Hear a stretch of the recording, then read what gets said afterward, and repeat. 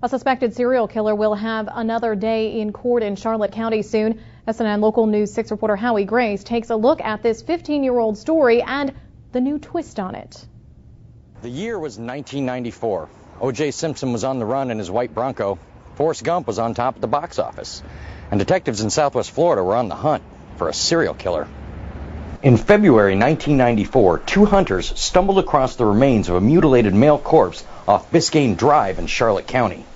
Over the next 2 years, the bodies of 5 different men would be found near hog trails in Charlotte and Sarasota counties. The media dubbed the person committing the crimes the hog trail killer. All of the victims were strangled and mutilated. We started looking at what we had. They were all very similar. The story left a community on edge. Detective Ricky Hobbs of the Charlotte County Sheriff's Office was assigned to investigate the case. Well, the community was concerned, rightfully. They were concerned. To have multiple bodies showing up, regardless of whether one person's doing it or more than one person's doing it, I'm not sure which one's more frightening, but certainly it was a pretty nerve-wracking time for people who lived here. Russell Kershey was working for the state attorney's office at the time. He recalls how one of the killer's intended victims helped eventually crack the case. They went into the woods or some isolated location to have sex, and Mr. Burden did not realize what was going on until he was tied up. He was somehow able to get away from Mr. Conahan and steal his car. In a cruel twist, Burden was arrested for that theft. And apparently told his public defender what had happened, and nobody believed him. And who would believe such a preposterous story? You know, I stole the car because the man was trying to, had tied me up and was going to rape and kill me.